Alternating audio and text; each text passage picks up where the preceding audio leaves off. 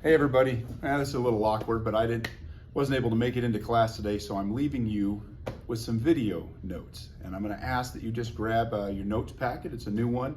Write a few things down, this won't take very long, but we're gonna build off of what we did in lab last week. Last week we were testing a whole bunch of different household items and chemicals, trying to figure out what an acid is and what a base is, and how those two things might be categorized different and act differently. Today I'm gonna get you just a little further in that, where you start to understand what makes them chemically different and what some certain signatures are of an acid and a base. There's also a little bit of naming that's different, so we're going to get into that just a bit. What I'd ask is that you write things down, and obviously when I come back tomorrow, we'll take a look at this and we'll get further into it, but at least just to give you a basic foundation. Okay, I just want to be able to show you some fundamentals and have you kind of move forward a little bit in our analysis. That's all. Okay, so see if you get your notes out. You might grab your periodic table, because we'll refer to that once in a while here, not a ton, but a little bit, and just write as we go. Okay, make sure you get these written down so you can look back at this as a record. All right, so your notes, this is the last notes packet you're going to get for the year. It begins with a section on acid naming, okay, and what's involved in those. So I'm going to walk you through that a little bit, and then we're going to write down a few formulas, and you want to look for some patterns so you can start to categorize these things together and make it a little easier to remember. Okay, so you should have a page that looks kind of like this. Okay, now, when we deal with acids, what you need to understand is that what makes an acid is hydrogen. Okay? If it's hydrogen combined with something else, anything else, it's an acid. Okay. Bases, it's hydroxide. Okay, the OH grouping.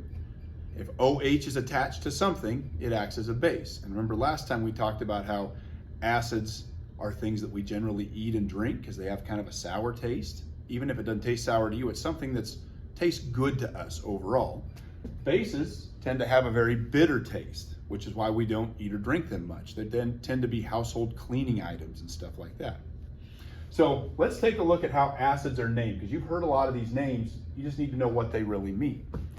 So acids, their chemical name always start with hydrogen, and since that's positive, it's attached to something negative, like hydrogen chloride, or hydrogen nitrate, or hydrogen phosphate. Okay, hydrogen something. If it's hydrogen something, chemists have sort of a special system for this, but since they're all acids, they would name it something acid.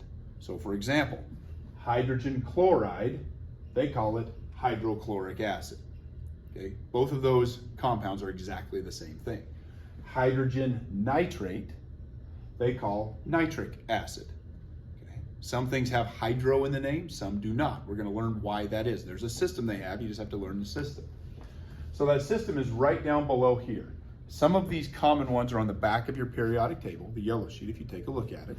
Okay, but here's the general outlay, okay? And now we're not gonna get super complicated here, but enough that you can navigate some things you've heard before. Hydrogen 8, meaning like hydrogen chlorate, hydrogen nitrate, hydrogen phosphate, hydrogen sulfate, anything that ends in 8, they change those so that it becomes an ic acid. So I'm gonna show you what that means. We'll get some examples. Hydrogenite, which by the way, these are much less common. Okay, they're just things that are kind of weak, kind of unstable. You just don't see them in a lot of like typical everyday situations. It's more things you would find in labs. If it ends in ite, like nitrite or sulfite, then it becomes an us acid, O-U-S. So the ending here, ic versus us, tells us what chemical was attached to hydrogen, what elements it was bonded to. And then the last one, these are very common, is ide. Remember, ide is any single thing from the periodic table. Okay, so chloride, which is just chlorine, or bromide, which is just bromine. If it just is attached to one thing from the periodic table, then it gets this little prefix called hydro, and becomes hydroic acids. So let's look at some of these, and I just want you to write down the formulas and be very specific, because if you change a little number here, it actually changes what it is. Let's learn to speak the language. All right.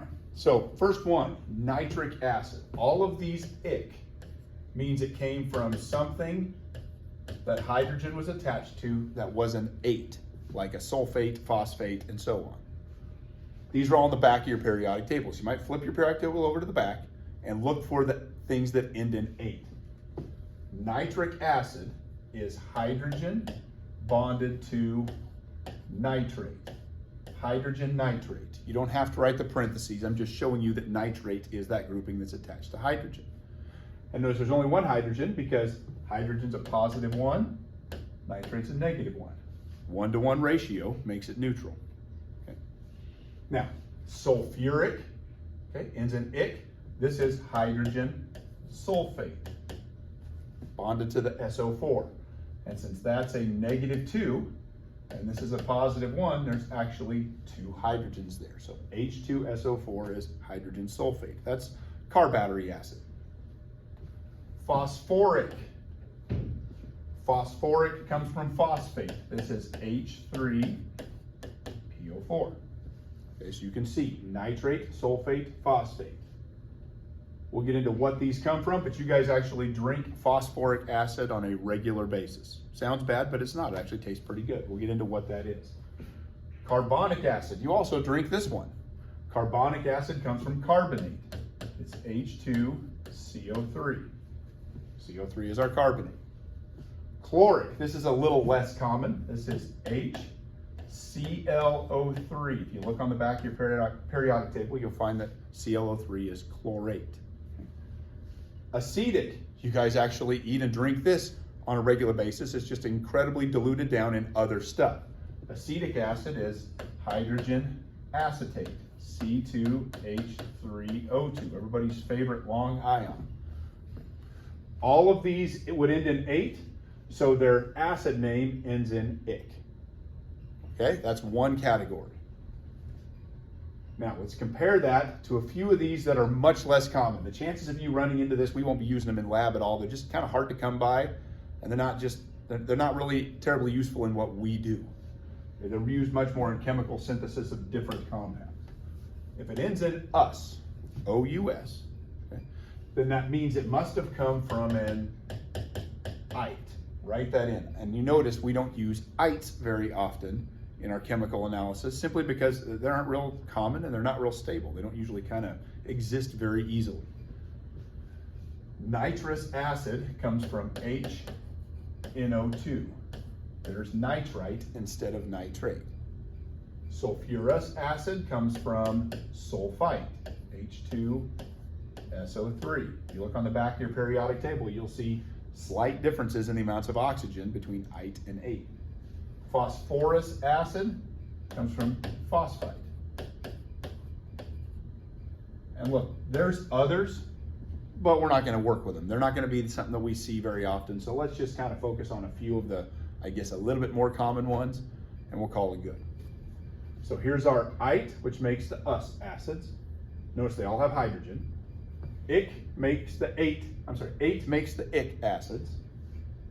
And then our last ones, they all have hydro in them. They all start with hydro and end with ic. Hydro doesn't mean hydrogen. All acids have hydrogen, okay? It means we're taking hydrogen and bonding it to one singular element from the periodic table.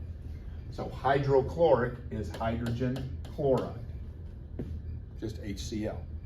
Hydrobromic is hydrogen bromide. See, they're very simple acids. Hydrofluoric, HF. Hydrosulfuric, that's hydrogen sulfide, and there's actually 2 hydrogens on this one simply because of the charge of sulfide. So I want you to see, this means it came from an ide, this comes from an ite, and these up here come from an ate. Okay, that's our first lesson in at least understanding some of the simple things about acids and the system for naming them. Okay. Now, the last thing I'm going to have you do, I would like you to write this down. We won't do every single example, but we're going to focus on how these break apart in water. And while that seems kind of insignificant, it actually is a really big building block to understanding how acids behave, how some of them are strong and some of them are weak. Okay, it really has a lot to do with what we're going to analyze in the next coming weeks. So we're going to start very foundational here. So the last thing we're going to do is we're going to work through a couple of these, and if you find this easy, that's fantastic, okay? But it's very fundamental that we can do this both in our head and on paper in order to get more complicated down the road. I'm going to take hydrochloric acid and I'm going to see what it does when I put it in water. Now we did this earlier in a previous unit with a variety of chemicals. When this goes into water, water can break apart my positives from the negatives. So it rips apart the hydrogen, but hydrogen loses the electron when that happens, becomes +1 for a charge. Chlorine accepts that electron, so it floats around as a negative ion, which is what makes it not diatomic. These are not by themselves, they're in water, and they take that electron, which allows them to exist in a singular state in that environment. And there's water that is floating around it. One of these produces 1 hydrogen, 1 chlorine. It's really important we understand the 1:1:1 ratio. That affects everything down the road. You don't necessarily have to write water. You know it's there, but it doesn't really do anything. It's the substance it's dissolved in, it's what keeps it from combining back together. It allows these things to float around. So let's take a look at one that doesn't make a nice 1:1 ratio. Let's try phosphoric acid. Look back at your list. Let's put down phosphoric acid. That is hydrogen phosphate. When this goes into water, and I'm not going to write the water, it's there, but we don't necessarily have to write it. I'm going to see that water can break apart all of my positive ions from the negative ions, but it can't really do anything with all those nonmetals that are bonded in a grouping. Okay?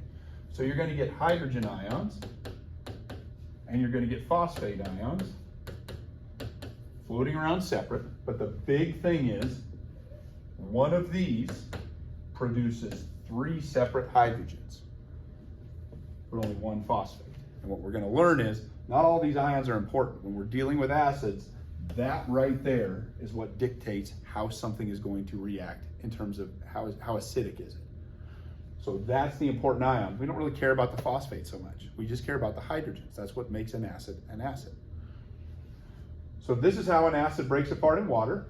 1:3:1 ratio. Up here, it's all 1:1. Let's take a look at a base, and that'll give you enough information to kind of go on with this. Okay, let's take a look at a base that's not perfect. It's not like a nice 1:1 ratio. So here we've got magnesium hydroxide. Okay, if you see hydroxide, it means it's a base. Anything with hydroxide is a base. Be careful to use your parentheses here. Magnesium is a +2, hydroxide's a -1. So this would be MgOH2. Okay. 2 of them. Okay, 2 of these, 1 of those. 2 complete hydroxides. Got to have the parentheses. Watch out for that. Have to have the parentheses because it's 2 complete groupings. Now, when it goes into water, water can break the metal away from the groupings that are nonmetals, but it doesn't rip the hydroxide into separate oxygens and hydrogens. It's just a different way they're bonded. So you get a magnesium, but it loses 2 electrons and becomes a +2 charge, and it's floating around out there, and honestly, it's not the important one. We don't care so much about that. But hydroxide, those float away, and each takes an electron with them and becomes a -1 charged in order to be stable. What we get is a 2:1:1 ratio. Okay. This is really important you recognize that one of these produces 2 hydroxides. This is what makes a base a base. This is what makes antacids work. This is what makes cleaners work. We want to look specifically at how many hydroxides are floating around in a solution because that dictates what it can do. Okay? So what you have here is, I've given you an example of how to break apart a hydroxide base in water. There are a few that are different. We'll get to those down the road. I'm not going to put them in this video. Here's how you break apart an acid in water. And here's some basic principles of acid naming. You can see some categories. And really, you're just going to look a few things up, and after a while, it's like everything else. You get kind of used to it. You just sort of recognize what those names and formulas are. Okay, just part of speaking the language. You're going to take a look and try to do a little bit of this on your own while I'm gone, and then tomorrow we'll come back and we'll get more in depth and look at some practical applications of things you've already used, you just didn't know what you were using. Okay? Adios, guys.